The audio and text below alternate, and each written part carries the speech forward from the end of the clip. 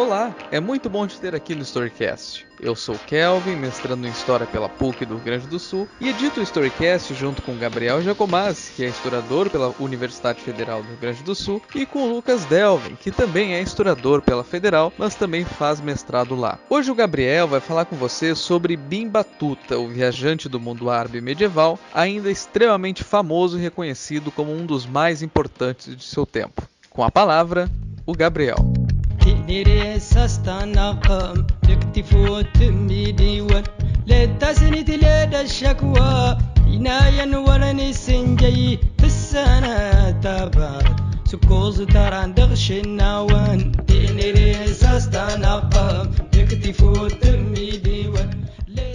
Bom dia, boa tarde ou boa noite para você que por algum motivo resolveu abrir este episódio. Meu nome é Gabriel Jacomazzi, eu sou graduado em História e criador de conteúdo aqui do Storycast. Quem nos acompanha há mais tempo talvez lembre de mim por 2 episódios que eu já gravei anteriormente. O episódio número 2, sobre as universidades e a ditadura militar brasileira, e o episódio 16, sobre a revolta Zange, uma revolta de escravizados negros na Península Arábica do século IX. E quem não me conhece ou ainda não ouviu, fica a dica. O episódio que eu trago para vocês hoje é a continuação do tema de viajantes medievais iniciado na semana passada, quando o Kelvin Silva nos falou sobre o Livro das Maravilhas do Marco Polo. O nosso olhar vai se deslocar da Europa para o mundo islâmico e além dele também. Vou apresentar a vocês um pouco sobre as peripécias de um homem do século XIV. Um homem chamado Abu Abdallah Muhammad ibn Abdallah ibn Muhammad ibn Ibrahim al-Lawait ibn Battuta al-Tanji. Nome um pouco comprido, né? Bom, talvez vocês já o conheçam pela sua forma reduzida. Ibn Battuta,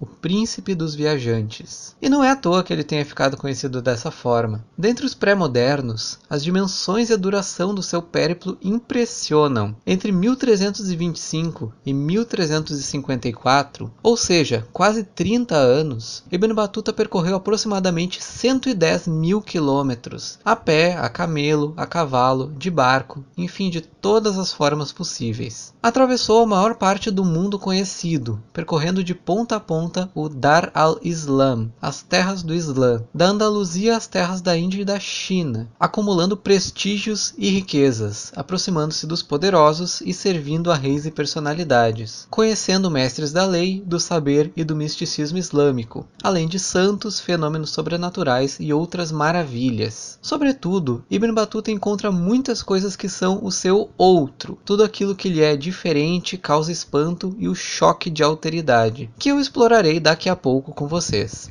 Ele enfrenta também perigos, saques, roubos, intrigas, polêmicas e a própria peste bubônica. Quando regressa à sua terra natal, no Marrocos, Ibn Battuta narra toda essa experiência de uma vida inteira a um poeta e escritor chamado Ibn Juzay, que se torna seu confidente e coautor da narrativa. Essa narrativa, cujo título pode ser traduzido do árabe para algo como Dádiva aos que contemplam a beleza das cidades e maravilhas da viagem, é o exemplo mais acabado de um gênero literário denominado Hila.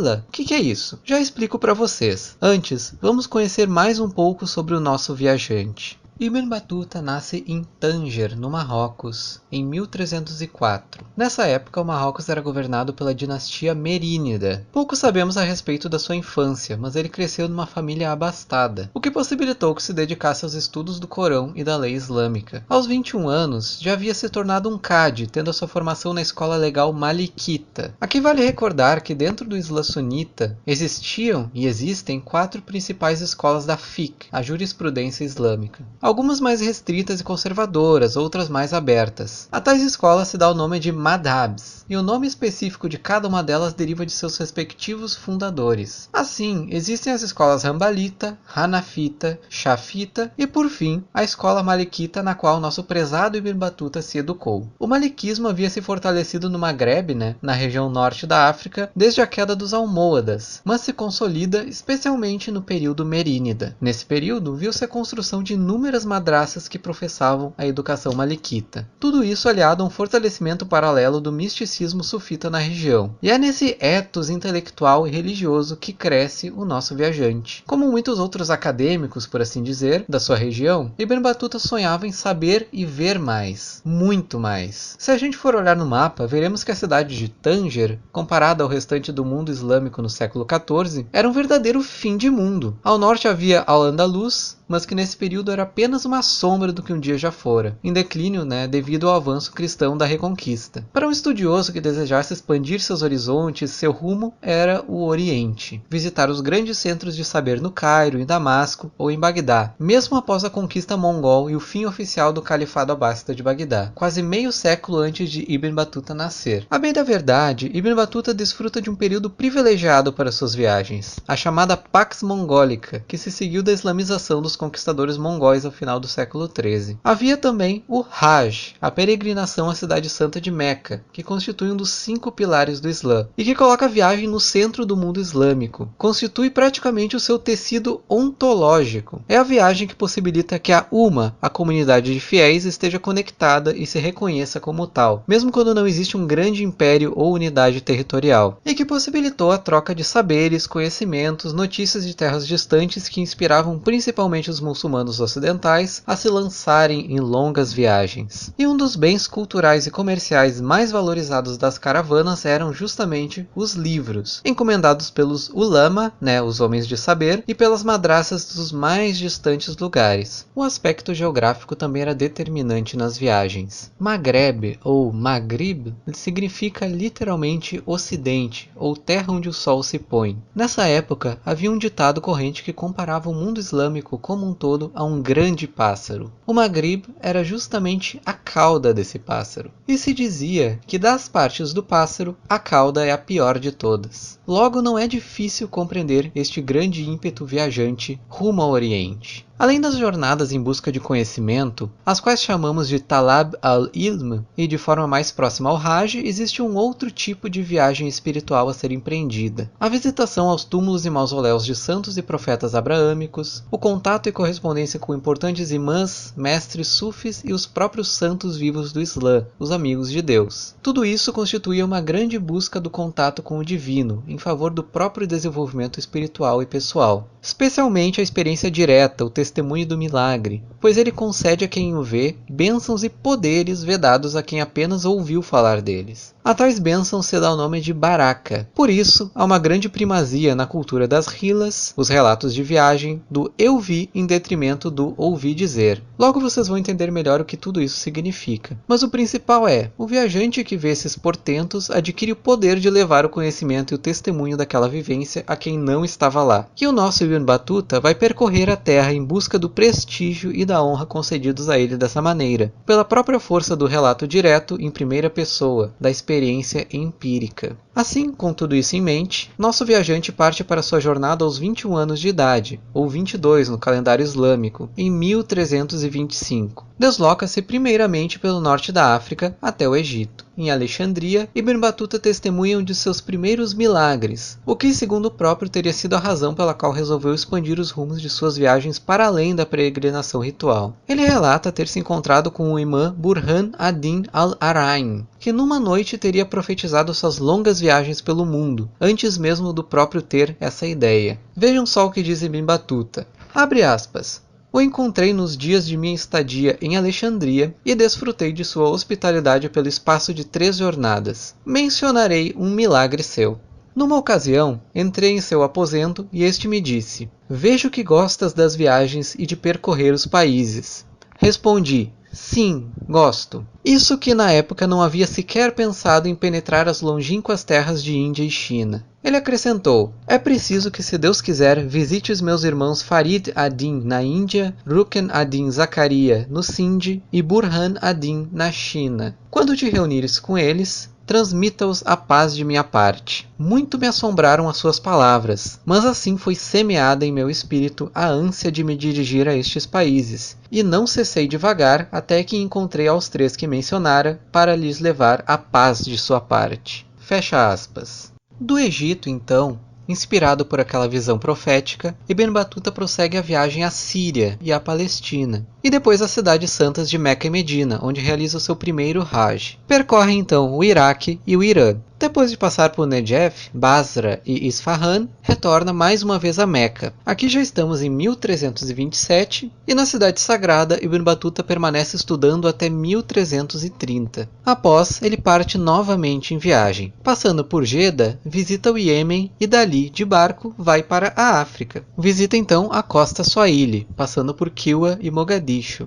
Lembrando que a costa Swahili também é conhecida pelos geógrafos árabes como a Terra dos Zanji. Escutem o meu episódio de podcast sobre os Zanji depois, fica a dica. Enfim, Ibn Batuta volta então para a Península Arábica, em Omã, e depois novamente para Meca, em 1332, para mais uma peregrinação. Já é a terceira. Após visitar novamente o Egito e a Palestina, Ibn Batuta se aventura nas terras turco-mongóis mais ao norte, visitando inclusive a Constantinopla cristã bizantina. Passando pela terra dos Rus, visita a cidade de Cabul, no Afeganistão, e, supostamente em 1333, chega ao vale do rio Indo. Um trajeto bastante rápido, né? As cronologias fornecidas por Ibn Batuta são bastante contestadas pelos especialistas. Mas enfim, na Índia, Ibn Batuta se estabelece no sultanato de Delhi. Sim, literalmente se estabelece, pois ele fica uma década inteira na Índia a serviço do sultão, atuando como cadi e desfrutando de todos os privilégios de sua posição. Há inclusive uma anedota de que em dado momento o sultão teria chegado a implorar que Ibn Batuta parasse de gastar o dinheiro da corte com luxos para não quebrar o tesouro. Em 1342, enfim, o sultão de Delhi o envia como emissário à China, mas uma série de infortúnios o leva a visitar Goa e depois as Ilhas Maldivas, que muito irão impressionar o viajante. Logo logo conto a vocês o porquê. Em 1347, finalmente Ibn Batuta se desloca até a China, e este é o apogeu da sua viagem. Daí em diante é apenas retorno. Apesar disso, Ibn Batuta nos informa em seu relato que sempre buscou voltar por um caminho que não tivesse antes percorrido. Em 1348, nosso viajante já está novamente na cidade sagrada de Meca para mais uma peregrinação. Testemunha também, em Damasco e em Gaza, os efeitos da peste bubônica que devastou a Europa, mas também o Oriente Próximo. Inclusive chegam-lhe notícias de que sua mãe padecera com a doença, o que o impele ainda mais a voltar para casa. Em 1349 já se encontrava de volta ao Marrocos. Aí você vai pensar, ué, só isso? Claro que não! Abu Abdallah ibn Batuta era um homem implacável. Ele ainda visita Al-Andalus em 1350 e, em 1352, empreende a sua viagem derradeira. Conhece o Império do Mali, no que os árabes chamam de Bilad al-Sudan, literalmente o país dos negros. E nos fornece daí um dos mais detalhados testemunhos escritos sobre este importantíssimo reino da África Ocidental. Entre 1355 e 1356, de volta à sua terra natal, agora de forma definitiva, Ibn Batuta narra todo o seu périplo de quase 3 décadas a um homem chamado Ibn Juzay al-Kalbi, poeta e escrivão que o viajante havia conhecido alguns anos antes em Al-Andalus. Ocorre que o sultão merínida do Marrocos da época, Abu Inan Faris, encomendou que as impressionantes viagens de Ibn Batuta fossem registradas em forma de livro, designando Ibn Juzay para a tarefa. Assim, durante quase um ano, numa operação narrativa e literária imensa, Ibn Batuta narra suas memórias ao poeta, que as registra e recompila num texto peculiar, que é a sua Hila. Lembram que eu havia dito que a Hila era um gênero literário e que as viagens de Ibn Batuta eram o seu exemplo mais acabado? Então, Hila, literalmente relato de viagem, designa especificamente o tipo de narrativa produzida nos confins do mundo islâmico. Esse fluxo de viajantes que partem do ocidente do mundo ao oriente e assim relatam as suas reações, sentimentos, relações de alteridade, expectativas, sucessos, dificuldades. Os relatos não são poucos, dada a importância da viagem no medievo islâmico. Podemos citar, por exemplo, a viagem de Ibn Fadlan, emissário do califa abássida rumo ao rio Volga no século IX. Mas quando falamos de Hila, repito, trata-se de uma obra marginal, uma obra que possui esse escopo de ao mesmo tempo distanciamento, pois geralmente o viajante é oriundo de uma dessas terras que distam dos principais centros, como a Península Ibérica ou o Maghreb, mas também proximidade, pois a todo tempo o viajante se sente membro daquela comunidade de fiéis, que é a Umma. Nesse sentido, temos relatos como os do andaluz Ibn Jubayr, do século XII, e de sua peregrinação a Meca. No caso, trata-se de uma Hila Hijazia, pois o destino da viagem viagem é justamente a região do Hejaz, onde fica as cidades sagradas. É a obra de Ibn Jubayr que inaugura mais formalmente a escola, se podemos assim dizer, a tradição desse tipo de relato de viagem. E o nosso escrivão, Ibn Juzay, sendo um literato, ao redigir as viagens de Ibn Batuta, possuía toda essa tradição em mente. Estou compondo uma hila. O próprio escrivão, no proêmio da obra, declara solenemente o seu objetivo, que transcende em muito a pura reprodução das memórias do Ibn Batuta. Abre aspas. Em obediência à nobre indicação de ditar a um amanuense quantas cidades vira no percurso de suas andanças,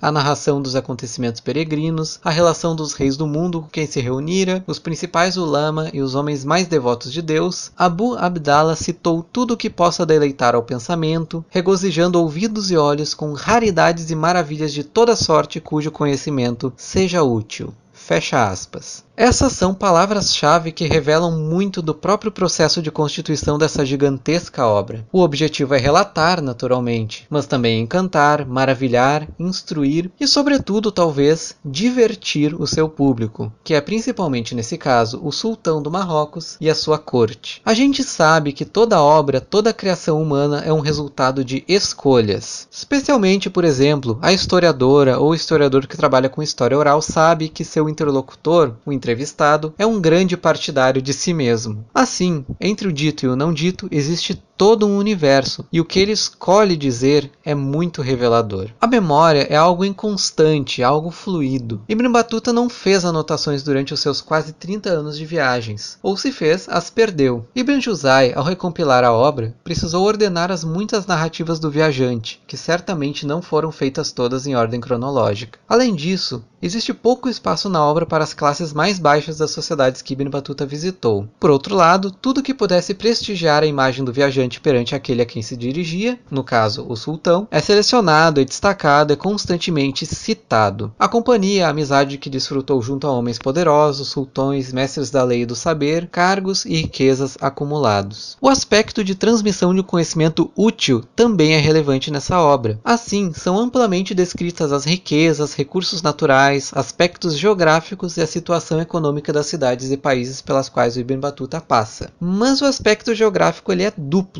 Existe uma segunda geografia que supera a geografia física ou a socioeconômica. É a geografia do sagrado. As descrições dos lugares santos, dos túmulos dos profetas e seu estado, da profissão de fé e a piedade de cada região e do seu próprio contato com os milagres e os santos. Isso tudo é a busca por Baraka que eu mencionei anteriormente, lembram? Podemos falar aqui praticamente numa hagiografia sunita. Isso também interessava muito ao seu público. O testemunho vivo de determinados ayat, que são sinais, evidências do poder de Deus na Terra. Falando no interesse do seu público, a partir da hila podemos pensar, ou ao menos definir, certo horizonte de expectativas do seu público leitor. E quando pensamos nas muitas maravilhas que Ibn Batuta diz ter testemunhado em suas viagens, enfim, coisas que vão maravilhar ou espantar o seu público, numa atitude consciente dos dois autores, então estamos falando de coisas que rompem com esse horizonte de expectativas, que é baseado na vivência empírica de cada um, correto? E que ao mesmo tempo reforçam a imagem do Ibn Batuta como a única testemunha direta daqueles acontecimentos relatados. Mas pensando um pouco mais nesse sentido, uma experiência religiosa islâmica como um êxtase sufita pode ser considerada uma maravilha nos mesmos moldes que o termo é empregado nos relatos de viagem do ocidente europeu, as mirabilia, ou ele se encontra justamente nesse horizonte de expectativa dos que creem naquela verdade? São questões ainda a serem respondidas. O que não se deve, certamente, é se render a perspectivas orientalistas que desnaturalizem ou desqualifiquem experiências religiosas não cristãs,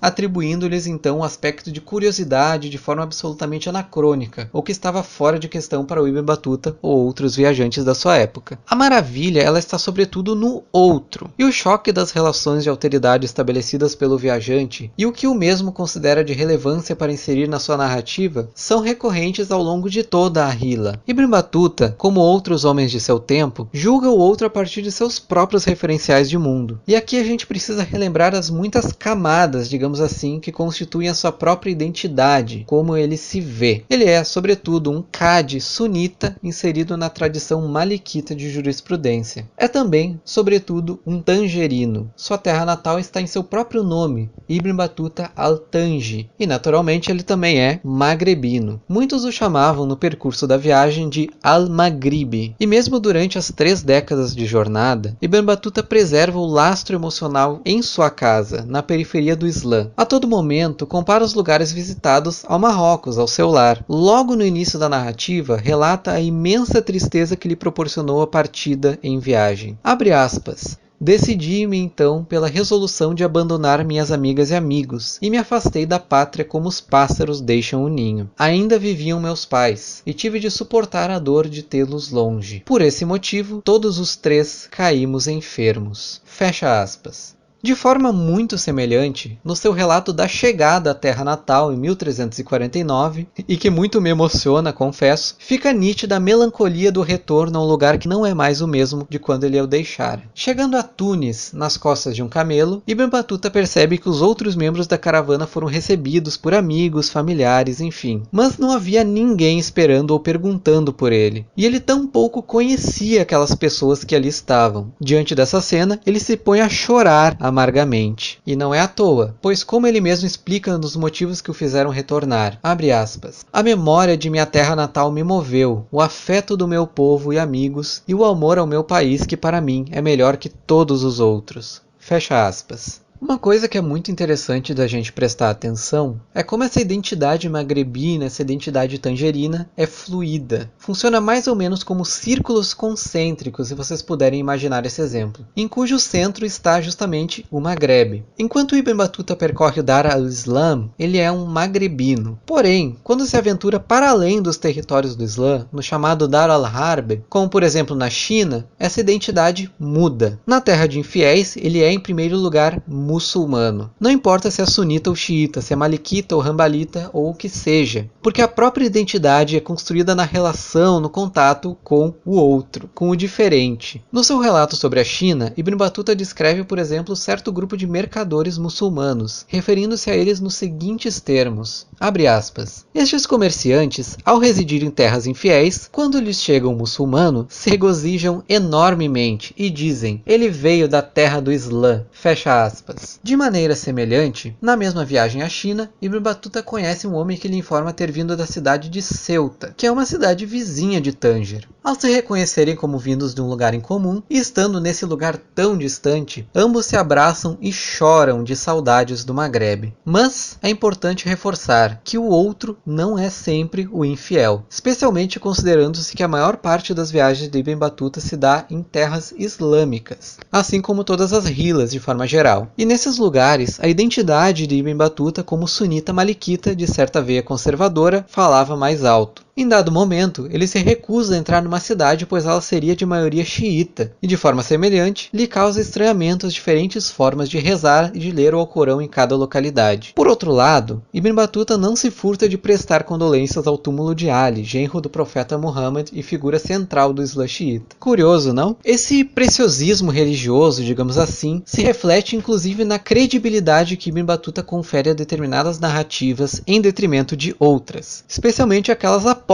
as que ele somente ouviu falar. Se por um lado ele questiona milagres supostamente realizados por santos e mestres xiitas, não hesita em reproduzir os relatos de portentos maravilhosos quando não é o caso, como quando ele ouviu falar de certo sheik egípcio que podia, com o poder de sua voz, fazer a sua barba mudar de cor ou mesmo desaparecer por completo. Mas estes são feitos miraculosos e maravilhosos que Ibn Battuta sobretudo ouviu dizer, e a diferença aqui é fundamental. O argumento de autoridade se baseia na experiência empírica. Conscientemente, o viajante e Ibn Juzay evocam esta autoridade no texto quando desejam reforçar o aspecto verdadeiro de um relato, quanto mais inverossímil ele pareça ao público à primeira vista. Talvez o maior exemplo disso seja a descrição que Ibn Battuta faz de certos estranhos costumes do sultão de Delhi, ao qual serviu por uma década. Vejam só o que diz o Ibn Battuta. Abre aspas. Eu chamo a Deus, seus anjos e profetas a testemunhar que tudo o que relatarei sobre a sua inalcançável e extraordinária generosidade é a verdade absoluta, e Deus é testemunha. Eu sei que alguns desses feitos parecerão impossíveis às mentes de muitas pessoas, e que elas os tomarão como um tanto implausíveis sob circunstâncias normais. Mas numa questão que eu vi com meus próprios olhos e que sei ser precisa, eu não posso falar senão a verdade a respeito. E a sua maior parte está estabelecida por muitas autoridades independentes das terras do leste. Fecha aspas. Mas que estranhos costumes eram estes do sultão de Delhi que fazem Ibn Battuta invocar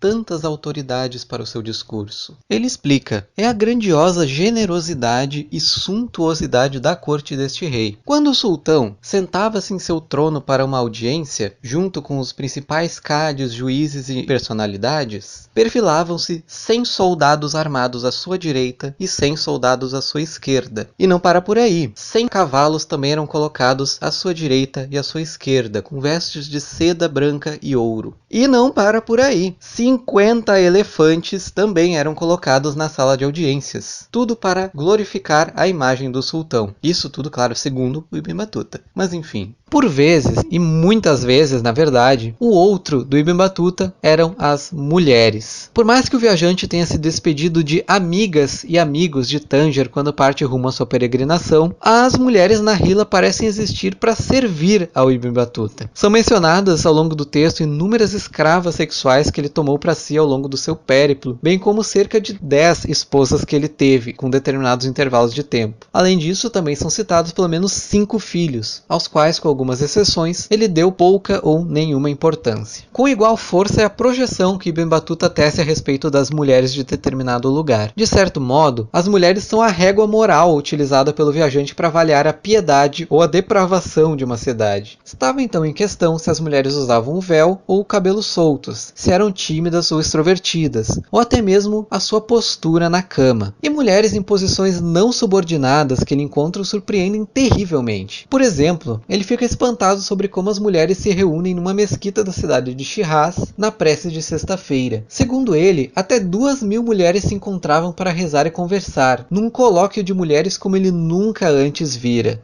Em outros casos, as mulheres são vistas como portadoras de poderes sobrenaturais ou de uma luxúria incontrolável, como no caso que ele relata do granadino Abu Ahmad, um homem que num ato de desespero castra a si mesmo, remove o seu próprio pênis, a fim de resguardar a sua castidade contra uma mulher de uma luxúria insaciável que o desejava com toda a sua força. Ibn Battuta também nos adverte sobre as mulheres yogis na Índia, que teriam supostamente o poder de matar somente com o olhar. E se alguém fosse verificar o defunto do morto, perceberia que seu coração havia sido arrancado, literalmente devorado com os olhos. Outra questão que choca muito Ibn Battuta se dá quando ele descobre a existência de sultanas, como Radia na Índia, mas especialmente a sultana Khadija das Ilhas Maldivas, onde ele passou um bom tempo trabalhando como cadi principal. É como se fosse praticamente um evento do campo do maravilhoso. Ele escreve, abre aspas, outra das maravilhas das Ilhas Maldivas é que tem por sultão uma mulher, Khadija, filha do sultão Jalal ad-Din Umar. Os maldivenhos proclamaram Khadija como sultana, que estava casada com Jamal ad-Din, que se tornou vizir e ganhou o poder. De qualquer modo, os decretos são promulgados sempre em nome de Khadija. Fecha aspas. Ibn Battuta parece desconhecer, ou pelo menos se recusa a conhecer, outras formas de relação do feminino na sociedade, ou mesmo em relação a outros homens. Na sua última viagem, visita ao Império Africano do Mali, relata um evento anedótico no qual foi visitar Abu Yankadan al-Masuf em sua residência. Ao entrar, se deparou com um homem e uma mulher sentados juntos em uma cama. Battuta questiona então ao seu amigo quem seria aquela mulher, ao que ele responde, é minha esposa. E o viajante então responde, e que relação ela tem com o homem que a acompanha na cama? É um amigo, respondeu Al-Masuf. Ibn Battuta então fica abismado e declara, estás satisfeito com isso, tu que viveu em nossos países e conhece as leis de Deus? E tranquilamente Al-Masuf responde, a amizade de homens e mulheres é bem vista entre nós, e não tem nada de suspeito. Ademais, nossas mulheres não são como as vossas. Ouvindo isso, Ibn Battuta sai furioso daquela casa. Nas suas próprias palavras, abre aspas, me neguei a voltar mais por mais vezes que tenha me convidado, fecha aspas.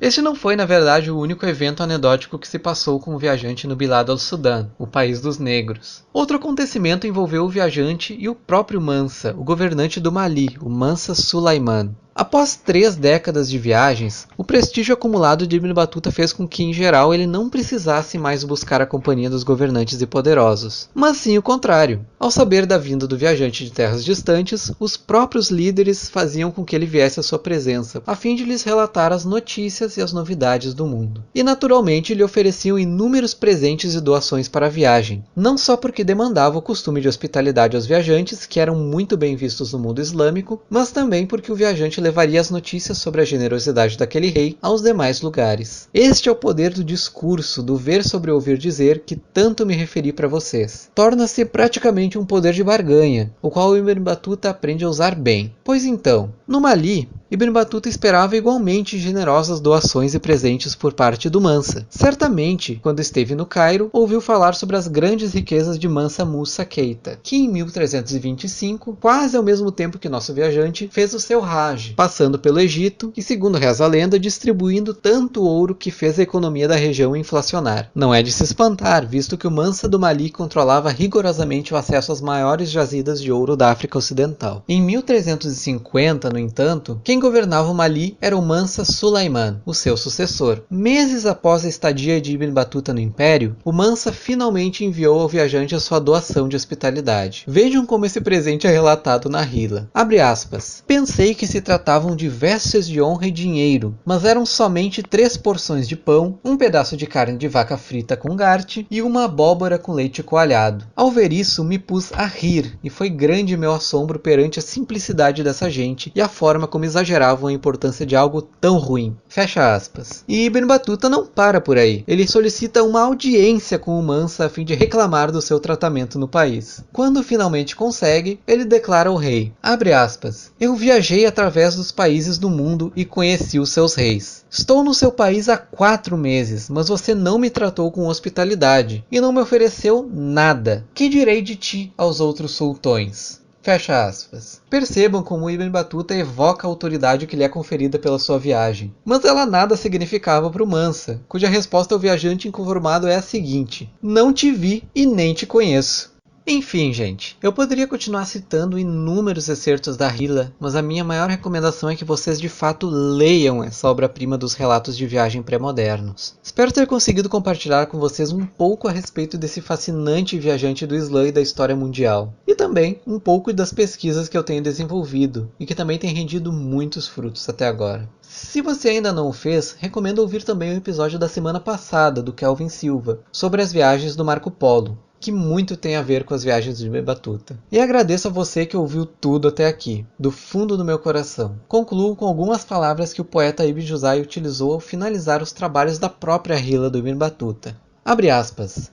Não se oculta ao entendimento de qualquer ser racional que este cheque é o maior viajante de nosso tempo. Quem o considerar o viajante da comunidade muçulmana não andará sem rumo. Fecha aspas. Muito obrigado por ouvir o Storycast. Se gostou do episódio, siga nossa página no Instagram para ficar ligado nas novidades. Um abraço.